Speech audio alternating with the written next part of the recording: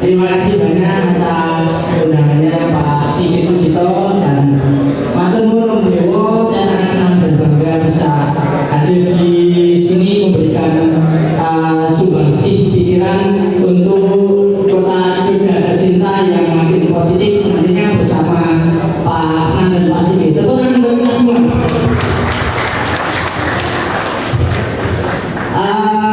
Jadi kalau ngomongin Jogja itu memang nagih ya, artinya saya sebagai pendatang itu merasa nyaman dan bangga di kota ini, di mana memang segala sarana dan prasarana sudah sangat akses dan sangat menunjang untuk kemajuan saya dan teman-teman disabilitas yang ada di daerah istimewa Yogyakarta.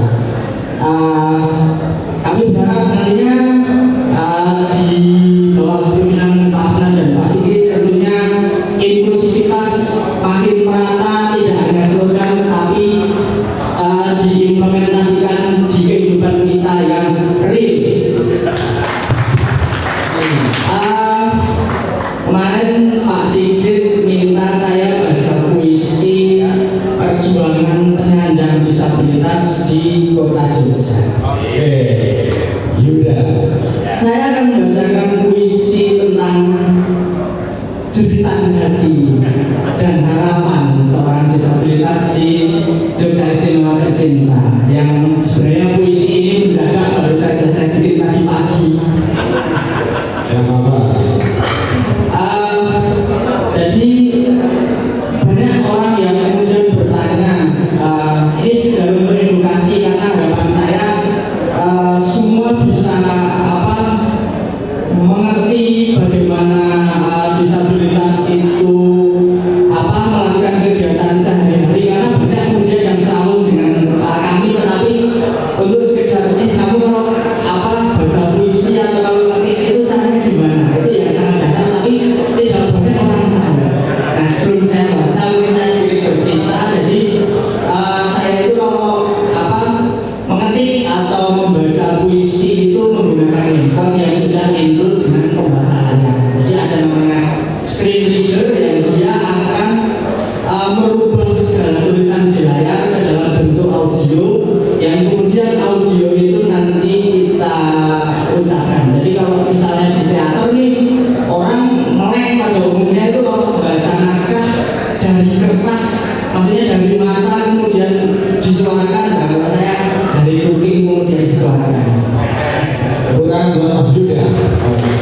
Ya. Oke, saya akan bacakan puisinya. Mungkin karena saya sembari memegang HP bisa minta tolong untuk dipegangkan mic-nya. Dipegang satu mic-nya. Ya, seri dengan ilustrasi untuk mengisi karakter puisi Mas Yuda. Sebentar. Mas Yuda tidak usah mikir, mic sudah diberikan sama Mas Aldo. Ya.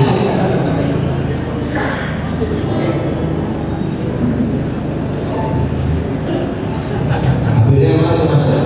Dulu kan HP-nya memang tak matikan karena saya nggak butuh layar, cuma butuh suara.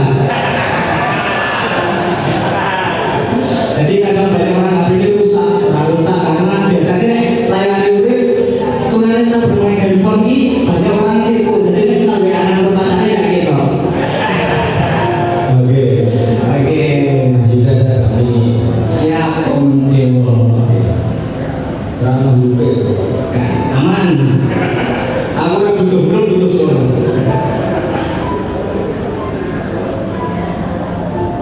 Ini puisinya berjudul Harapan dan Cerita oleh Yuda Wirajaya. Di sudut kota tua Jogja berseri, langkah kecil tertatih dalam mimpi. Tak terlihat jelas di mata yang biasa, tapi tekad yang kuat tak mudah tergesa. Di jalan sempit yang sering dilupakan, dinding-dinding sekolah seakan dijauhkan. Namun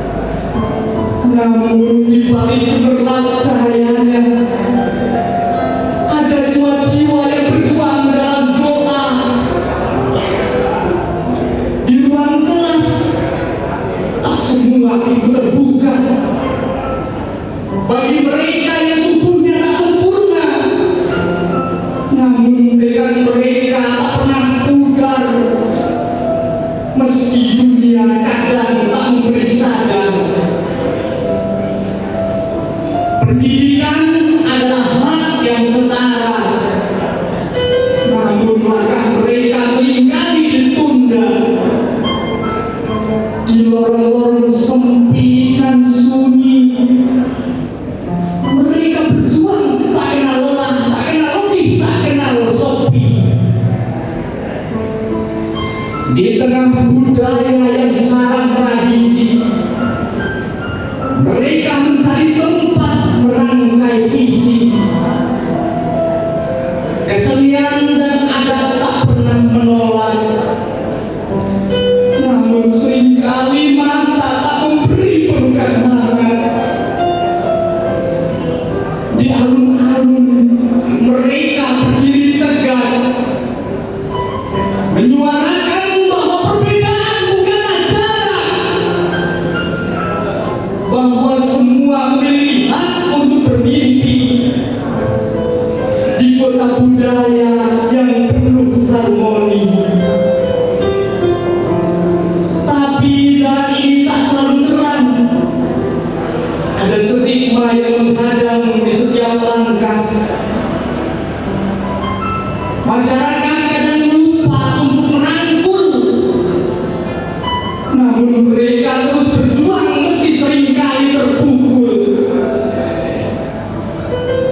Jogja, dengarlah mereka yang berani, yang tak pernah menyerah di tengah badai ini. Pendidikan, sosial, dan budaya harus berpadu agar setiap jiwa merdeka tanpa ragu. Dengan cinta, mereka tak akan pernah berhenti untuk meraih hari esok yang penuh arti. Di kota ini, mereka bukan hanya bayang-bayang, tapi cahaya yang terus berjuang terang benderang.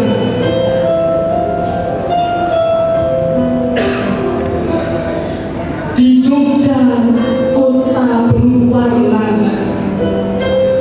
ada jalan-jalan yang panjang tapi tak semua rata. Terkadang trotoar bagai gunung tinggi, bagi mereka yang langkahnya lambat tapi hati tak henti. Sekolah megah berdiri kokoh menjulang, namun pintu-pintu ibarat tebing curangan menghalang. Lorong-lorong sempit tanpa suara, tangga-tangga seperti tebing tak kenal cinta. Di jalan raya lampu-lampu bersinar terang, tapi suara rambu seringkali tak pernah berdendang. Bagi yang tak bisa melihat, dunia ini seumpama teka-teki, yang jawabannya kerap kali terbang jauh dari jangkauan jemari. Trotoar bagi guru tanpa oase, tak ada jalur, tak ada anak yang bisa ditebak dari sisa langkah. Infrastruktur yang indah di mata yang normal, namun seringkali menjadi labirin bagi mereka yang istimewa, yang seringkali dipandang bukanlah makhluk formal. Jembatan layang tinggi menjulang di angkasa raya, namun bagi yang duduk di kursi roda, itu hanya sekumpulan mimpi yang tak bisa dirasa. Tangga dan lift ibarat jurang tanpa dasar. Mereka yang bertahan hanya bisa berharap dari belas kasih dan suara samar. Budaya tak ini kaya, namun seringkali terlupa bahwa hak setiap warga bukan hanyalah kata, bahwa jalanan harus rata bagi semua. Tak peduli seberapa lambat atau terbatasnya mata, tapi mereka tetap kuat, berjuang di antara celah yang sempit dan rapat, seperti air yang selalu mencari jalan. Mereka tembus dengan setiap rintangan yang tak pernah tenggelam. Di kota ini, di antara gedung dan tiang, ada harapan yang melawan batas yang terus menantang. Pendidikan, budaya, dan infrastruktur, semua harus bersatu memberikan ruang yang terstruktur. Karena Jogja bukan hanya menjadi milik mereka yang sempurna, tapi bagi semua di setiap sudut jalan yang tertunda, di antara sudut jalan dan slogan yang menganga. Dalam perjuangan ini mereka adalah pelita